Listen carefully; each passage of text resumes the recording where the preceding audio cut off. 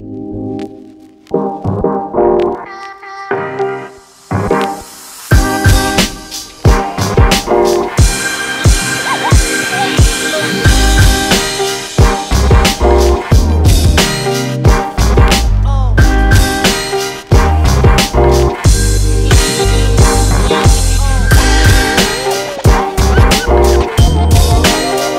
conscience, l'argent n'a pas d'odeur.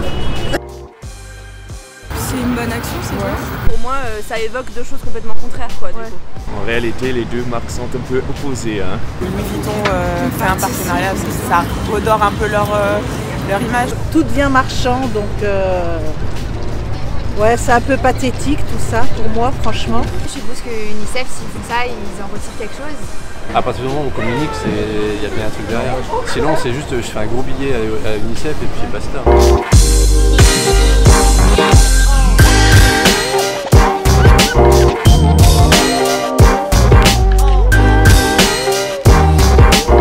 Je travaille dans le service développement et collecte. Je fais donc des partenariats avec des entreprises pour aller chercher les fonds pour soutenir les programmes sur le terrain. On a énormément de critères.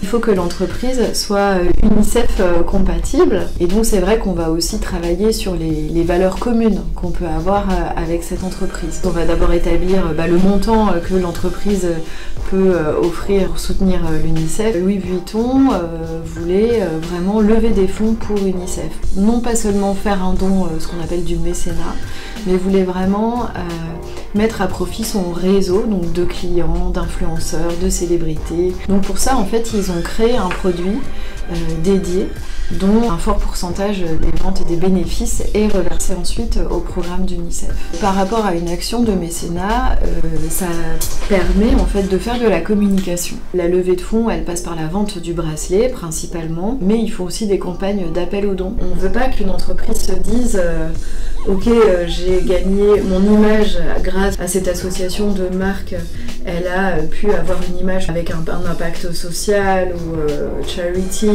C'est aussi que financièrement, elle nous reverse beaucoup d'argent et il faut que ce soit durable pour elle. En fait, plus l'entreprise s'y retrouve et que c'est durable pour elle, ça sera durable aussi pour nous.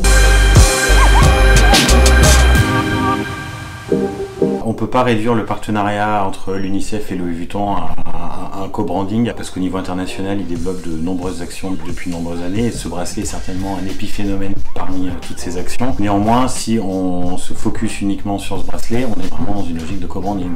Un co-branding, en fait, c'est quand deux marques décident de s'associer pour créer un nouveau produit ou un nouveau service.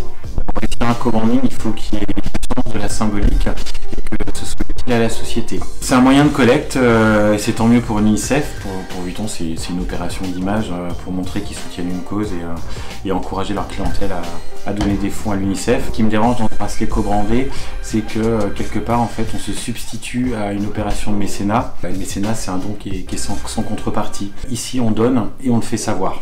Je trouve que ça crée un malaise. C'est un petit peu comme si vous aidiez quelqu'un dans la rue et que vous cherchiez à le faire savoir sur les réseaux sociaux.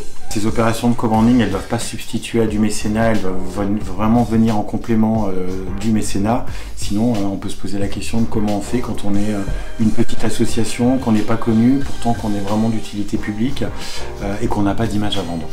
Pour Louis Vuitton, le risque en fait c'est qu'on juge ce co-branding facile, opportuniste et qu'on y voit une forme de marchandisation du don. Donc il y a effectivement un risque d'image qui peut se situer là. Pour l'UNICEF, en fait, ce type de collecte, ça doit rester exceptionnel pour pas que l'UNICEF dilue son image, mais qu'elle garde bien au cœur de son ADN, au cœur de sa marque, son combat initial.